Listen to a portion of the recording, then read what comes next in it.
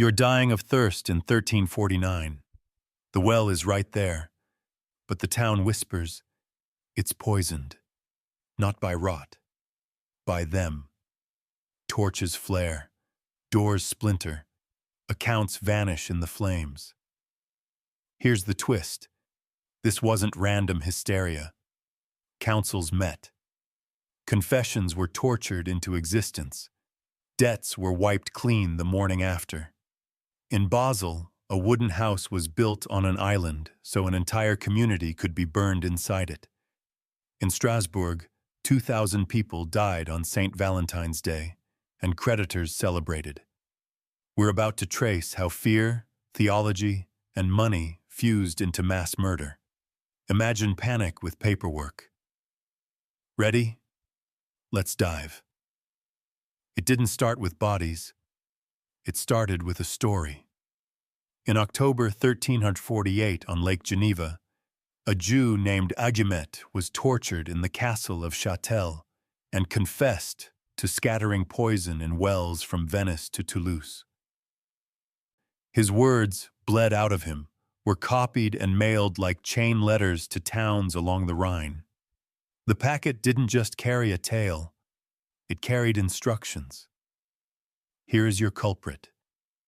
Here is your method. Here is your permission. Civic leaders, terrified, harried, strapped for cash, saw in those pages the perfect solvent for fear and for debt. Imagine a rumor getting a city seal. That's how it spread. A manufactured confession became the map of a massacre, a myth put on municipal letterhead, and the plague kept coming anyway. The wells were never the problem. But the story? The story was gasoline. Picture a cold hall in Benfeld, Alsace. Lords, bishops, and city deputies gathered like surgeons about to amputate. The question on the table is obscene in its simplicity. What shall be done with the Jews? Strasbourg's delegates say they know no evil of their community. That should have been the end. Instead, pressure hardens into policy. The Bishop of Strasbourg and the imperial cities agree. Do away with them. It reads like an order handed down a chain of command, because it was. That meeting wasn't medicine. It was triage with scapegoats. And when the decision left the room, it walked on boots. Within days, arrests spread. Wells were sealed, not to protect lives, but to prepare a stage. It's easy to imagine panic as a mob, harder to face it as a committee. But this is what the record shows. Fear got a calendar, a quorum, and a plan. In Basel, citizens marched into City Hall and forced the council to swear an oath, burn the Jews, and forbid their return for 2 centuries. That's not the heat of a riot. That's policy under duress. Then came logistics. A wooden structure was erected on a Rhine island. The community was driven inside and burned. Children were reportedly pulled out, not to be saved, but to be baptized and sent away. Basel didn't just murder, it tried to erase. And it promised itself a future without those it had killed. No Jew in the city for 200 years. This is the politics of panic, ritualized, notarized, and lethal. If you think that sounds medieval, ask yourself what it looks like when policy still targets a minority today, just with cleaner fonts and better public relations. Different century, same calculus. 5 days after a guild's revolt toppled the patrician leadership, the new regime marched Strasbourg's Jews to the cemetery. A wooden platform waited. Those who agreed to baptism were spared. The rest, around 2,000, were burned. Here's the real twist. After the ashes cooled, the council canceled all debts owed to Jews and ordered their pledges and notes surrendered. Cash on hand was divided among the working men. Chronicler Jakob von Königshofen says the quiet part loud. The money was indeed the thing that killed the Jews. This wasn't only fear of disease. It was fiscal cleansing dressed as plague control. If you've ever wondered how moral panics turn into profit, look here. Swap a pathogen for a scapegoat, then zero out the ledger. Medieval? Sure. Modern? Look at any crisis where the solution magically benefits those who shout the loudest. The city even timed it. A public bonfire on a saint's day, for a story that would retell itself by August 1349. Terror was metastatic. In Mainz, one of Europe's great Jewish centers, violence exploded. In Cologne, on the night of August 23rd and 24th, mobs stormed the Jewish quarter, killing and burning while city leaders watched paralysis turn to convenience. Why those dates? Because panic had a season. As plague crested, so did the urge to purge. Chroniclers and museums alike remember the day as scapegoating, a neat word for thousands dead, and a metropolis stripped of a community that had financed, healed, and traded there for generations. And just as in Strasbourg, those with the deepest debts and the strongest grudges discovered that outrage could be monetized. Imagine that moment. Flames reflected in the Rhine, a city's conscience reflected in the accounts it wouldn't have to pay. Erfurt's massacre unfolded in March 1349. As crowds converged, some Jews set fire to their own homes and died within the flames rather than be torn apart outside them. This was not an isolated riot. It sat in a chain. Toulon and Barcelona to the south, Basel and Strasbourg on the Rhine, Erfurt in Thuringia, Frankfurt beyond. The dead left behind more than homes. Looting delivered manuscripts to city hands, Hebrew treasures, including a 12th century Tosefta, which ended up in a church library centuries later. The pogrom didn't just erase lives, it laundered culture into trophies. The plague would strike Erfurt anyway, killing thousands weeks later. So much for the cure. When fear chooses a target, evidence becomes an inconvenience. Bones and books both tell the truth of what followed. Frankfurt's story reads like a boardroom memo written in blood. After the king transferred his claims over Jewish taxes to the city, patricians and guilds allegedly saw a shortcut: erase the creditors along with the debts. Later, memory and local research framed the pogrom as a carefully plotted massacre involving the king's interests, noble houses, and the council. Protection promises evaporated when profit beckoned. It's tempting to imagine the Middle Ages as chaos. Don't. This was coordination. The target was predictable, the reward quantifiable. City fathers who preached order and Christian virtue discovered that nothing cleans books like a bonfire. If you've ever sat in a meeting where someone says, "We can't afford the fallout," remember that in 1349, fallout meant human beings. The result wasn't just deaths. It was a reset of who owned streets, shops, and futures. From the papal court at Avignon, Clement VI watched Europe convulse and did something braver than you think. He said the story was a lie. On July 6, 1348, he reissued Sicut Judaeus, reaffirming protection for Jews. On September 26, he went further, condemning the accusations and scolding clergy to defend the innocent, adding that greed, not godliness, stood behind many attacks. Avignon and the Papal States followed his lead. There the burnings stopped. But north of the Alps, fear had become policy.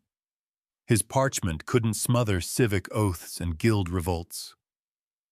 In October 1349, Clement issued another bull, this time against the flagellants, whose processions had inflamed crowds and sharpened anti-Semitic frenzy. He ordered their suppression. It tells you everything that one of the most powerful men in Christendom could barely dent the tidal surge. Panic had found better patrons: debt, ambition, and the thrill of righteous violence.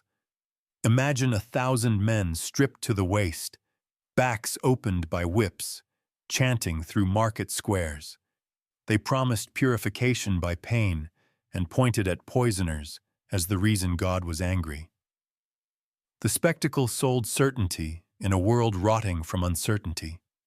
University theologians balked, kings worried, Clement VI condemned them. But while it lasted, the movement amplified everything toxic. What's a confession worth when it's signed under a lash and sung by a chorus of blood? The flagellants offered towns an easy script: sin, blame, purge, repeat. Processions became press releases, and when the beatings stopped, the damage remained. Neighbors turned accusers, mercy turned to ash. Today, we have viral videos and hashtags. In 1349, they had drums, hymns, and an audience primed by terror. Different tools, same human wiring. Look back at Strasbourg's ledger. Debts canceled, cash distributed, pledges seized. Then scan other towns where property changed hands at the speed of fire. Historians have a cold phrase for it: political economy. Samuel Cohn argues the 1348-51 wave was not simple mob madness, but in many places a top-down choice by power holders who stood to gain: patricians, guilds, rural lords, even emperors. In Frankfurt, sources say the council moved after royal claims shifted. In Cologne, the council sat on its hands while the quarter burned. In Basel, the council swore an oath. Everywhere, panic didn't just kill. It paid dividends. Panics always do for somebody. When leaders discover that fear can double as a financial instrument, morality becomes a luxury good. The plague was biological. The massacres were political. Don't confuse the two. The Châtel-Chillon Confession of Augemet wasn't just spectacle. It became stationary. Copies traveled from Savoy to Switzerland to the Rhineland, a template for interrogations elsewhere. "We found poison in wells," one report boasted, "because after you torture a man to say poison, you can find anything." The mechanism is chillingly familiar. Extract a narrative under pain. Transmit it with seals. Repeat until doubt looks like treason. In a world without microscopes, a scrap of parchment could outweigh the stench of real disease. And once other towns began to burn, each fire justified the next. We burned ours because they burned theirs. Panic became a provincial contagion, carried not by fleas, but by clerks.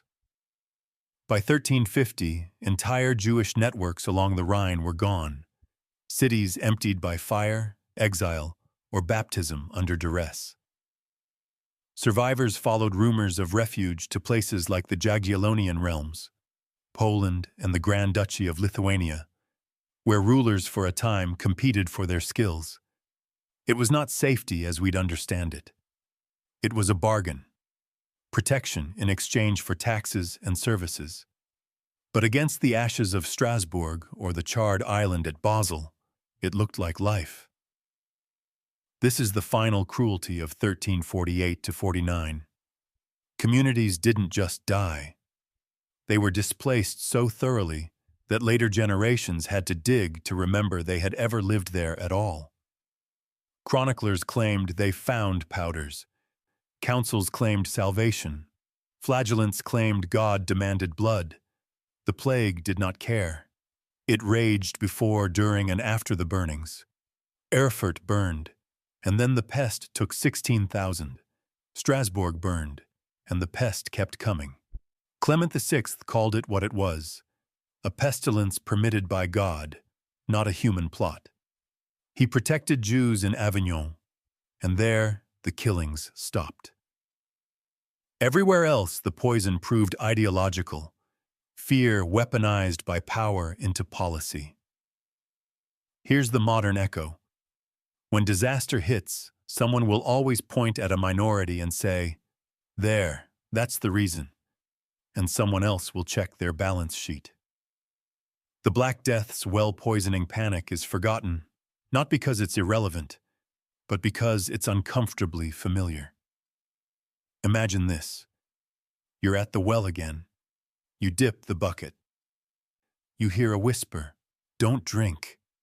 And then you hear another, louder voice, "It's their fault." In 1349, the second voice won. And it won because it had paperwork, pulpits, and profit on its side. We began with a myth-busting truth. The plague was real, the poison was not. From Savoy's tortured confession to Benfeld's cold decision, from Basel's oath to Strasbourg's Valentine's inferno, Europe choreographed a continent-wide blame ritual. Councils swore. Guilds marched. Bishops nodded. And when it was over, debts were gone and neighborhoods were empty. The bodies were not just victims of disease. They were victims of a story, one that laundered terror into policy and policy into loot. Here's the hardest part to swallow. A pope tried to stop it. Clement VI reissued protections, condemned the lies, even struck at the flagellant's theater of pain. In Avignon it worked. Elsewhere it failed. Why? Because the disease was only half the crisis. The other half was a moral collapse that let leaders discover they could buy order with someone else's life. They didn't need proof. They needed a pretext. Fear supplied it. Economics sealed it. Theology sanctified it. And the drums did the rest. Look again at the receipts. Strasbourg didn't just kill. It balanced its books in the blaze. Basel didn't just burn. It declared a 200-year erasure. Mainz and Cologne weren't accidents. They were late summer harvests of rage. Erfurt's self-immolations weren't panic. They were a final, blazing no. This is the story we'd rather skip because it shows how quickly civilized cities can become accountants of atrocity.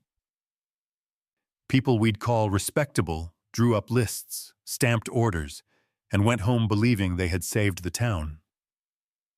They didn't. The plague kept killing because microbes don't read minutes. So what's the takeaway? First, beware the meeting where fear gets an agenda. When a rumor shows up with a seal, ask who profits. Second, trust the math that matters. If the solution doesn't stop the crisis, but somehow enriches its loudest advocates, you're not watching public health. You're watching public theater. Third, learn to hear the quieter voice, the one that says, "We know no evil of them." Strasbourg's deputies said it, and were drowned out. We can choose not to repeat that mistake. Here's the real twist that binds 1349 to now.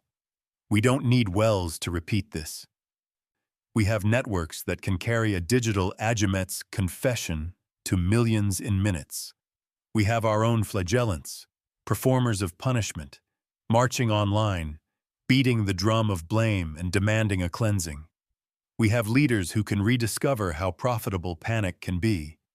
The forms change. The human wiring hasn't. And yet, the record gives us another option. It shows that even in the worst months, some officials resisted. Some towns refused to burn. Some scribes wrote what really happened so that centuries later we could read it and wince and maybe choose better. A chronicler in Strasbourg wrote that money was the thing that killed the Jews. That line is a mirror. It asks us what our currency of cruelty is now. Clicks, votes, contracts, applause, and whether we are willing to pay it. So, One haunting question to leave you with. When fear comes knocking in our century, which voice will we amplify, the one that says burn, or the one that says we know no evil? Think about that the next time you scroll past a rumor with a target in it. If this shook you, subscribe for more dark history ripped from real documents, not myths. Drop a comment. Which moment stunned you most? The oath in Basel, the ledger in Strasbourg, or the Pope shouting into the storm? And if you're glad this isn't 1349, hit like. Let's tell the past honestly, so we don't rehearse it.